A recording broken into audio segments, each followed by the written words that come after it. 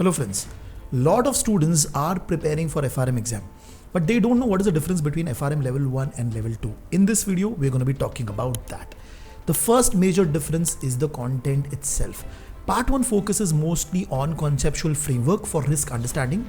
It focuses more on what is the basis of risk that banks look at. Also, the emphasis of FRM level 1 is on quantitative analysis and risk assessment. When we talk about FRM level 1, they also talk about valuation techniques for futures, forwards and option, and basic understanding of what is the model that banks use for risk management. When we talk about level 2, the emphasis of the exam is on practical scenarios and analyzing case studies and helping individuals to make decisions as a risk manager. The topics that are generally covered in the exam are market risk, credit risk, liquidity risk, and operational risk also. The curriculum is regularly updated for current issues that the financial markets is facing. So that is the first major difference. The second one is the time for question solving in the actual exam.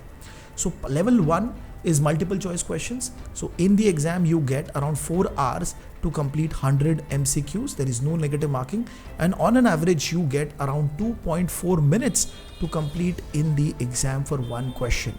And level 1, like I said, focuses on the fundamentals of the risk management, and candidate is expected to know about those concepts in detail. The exam also is conceptual and understanding driven. The level 2 exam is also multiple choice question, but the questions are more scenario based, real world application based, and you get around 80 questions in the exam and 4 hours to solve those questions. Over here, the focus is on the deeper understanding of risk management, and exam tests you on critical and conceptual understanding also. The exam will be more on questions which are based on case study based format. The third major difference that we see in FRM level 1 and level 2 is the passing rate of the exam. Now over here what happens is that level 1, if you look at history, from November 2022, the level 1 pass percentage was around 50% and level 2 was 59%. Recently in the May 2023 exam, the pass percentage has been almost same.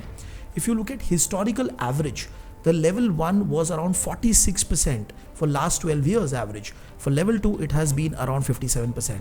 So when you look at overall data, you come to know that level 1 clearing is slightly tougher and level 2 is slightly easier. The fourth major difference that we see is integration of topics. When we talk about level 1, the entire focus is on separate and distinct topics which you see in the actual content of the exam.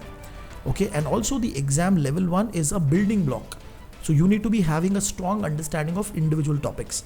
But the moment you go to level 2, the emphasis is on integrated risk management, and the focus is on how one risk is going to impact the other risk. So you will find in the exam the questions which are connected to different types of risk in the actual exam.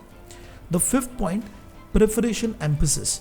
So when we look at the way GARP is testing on each level, for level 1, they want the candidate to focus on the solid understanding of core concepts of risk management, like the calculation, definition, and what exactly the core concepts mean. The second level, the focus is on the case study based questions. So they want the candidates to be more informed. They want candidates to develop their critical analytical skill set and then answer the question. The sixth very important difference is a real world application based. When we talk about FRM level 1, candidates are introduced with essential risk management topics and the basics of risk, what are different types of risk, fundamentals of risk management. But the moment you enter into level 2, they not only want you to have a strong foundation on these concepts, but they want you to apply these concepts in real world situation, because in the exam you'll get complex case studies which are based on credit risk, market risk, operation risk, and based on that scenario and based on your knowledge of risk management, it is expected that you will be able to take decision and choose answer. The seventh part, like it's already been covered, of problem solving and the decision making.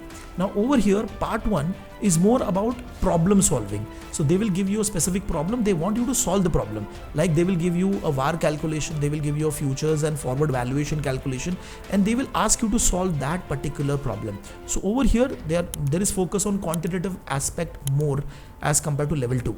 When we talk about FRM level 2, the focus is more on decision making.